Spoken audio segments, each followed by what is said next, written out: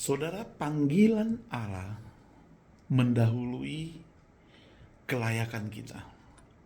Atau lebih simpel diterjemahkan adalah Allah memanggil kita tidak berdasarkan kualifikasi kita.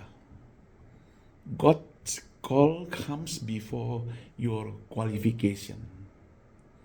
2 Timotius pasal 1 ayat 9 mencatat, Ia, Allah, telah menyelamatkan kita dan memanggil kita dengan panggilan kudus. Bukan berdasarkan perbuatan kita, melainkan berdasarkan maksud dan kasih karunia-Nya sendiri. 2 Timothy chapter 1 verse 9. He has saved us and called us to holy life, not because of anything we have done, but because of His own purpose and grace. Jadi, His own purpose and grace. Maksud dan karunia-Nya sendiri.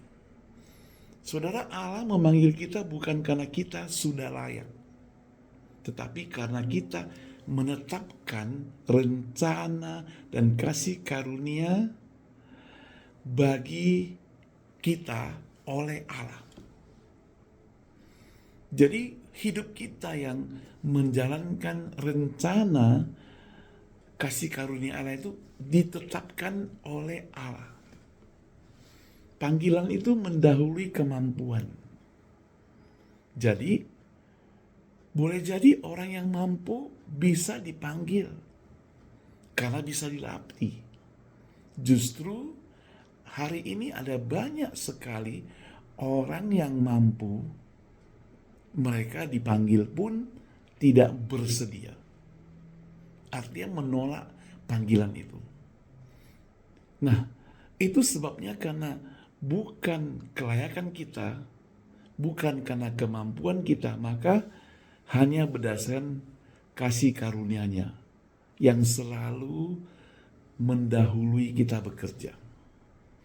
Ada 3 hal secara singkat yang mau kita renungkan bersama pada hari ini.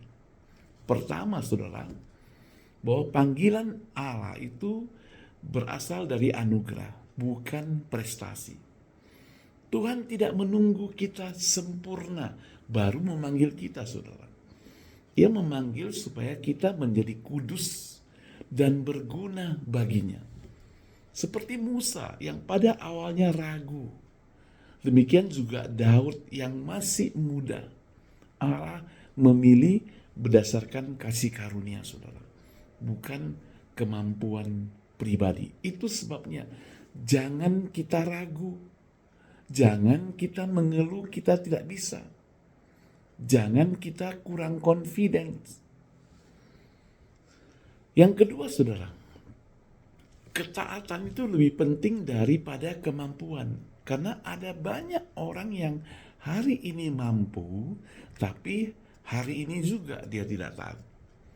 Allah mencari hati yang mau tunduk, mau taat, mau ikut. Bukan yang merasa paling siap kemudian sombong. Yang menganggap kalau tidak ada dia, orang lain tidak bisa. Yang menganggap apa-apa harus dia yang lakukan. Itu orang yang sombong.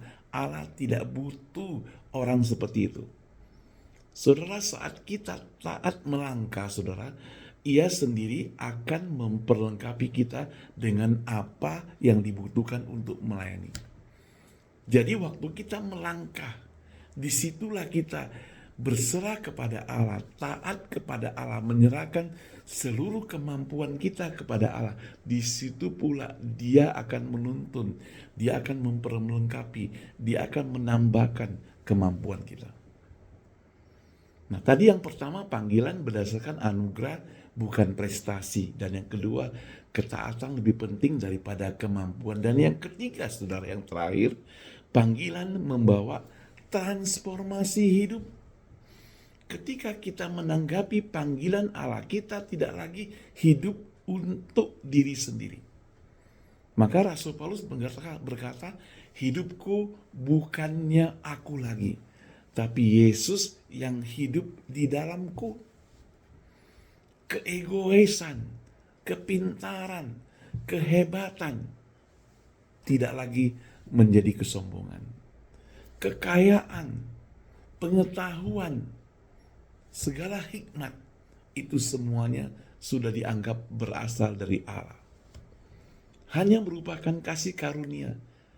Jadi kasih karunia yang sama juga itu yang memanggil kita dan untuk mengubah hidup kita, pikiran kita hari demi hari dan seterusnya sampai kita mencapai tujuan hidup bersama dengan Allah.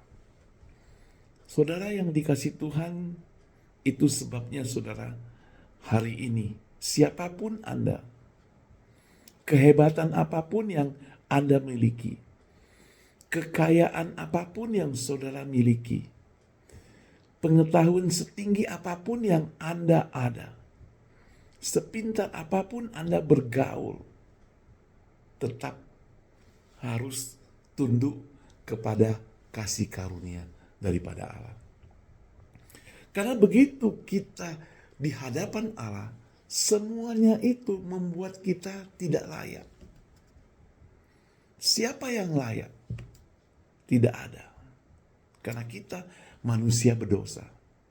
Namun, Yesus mati di atas kayu salib, menebus dosa kita.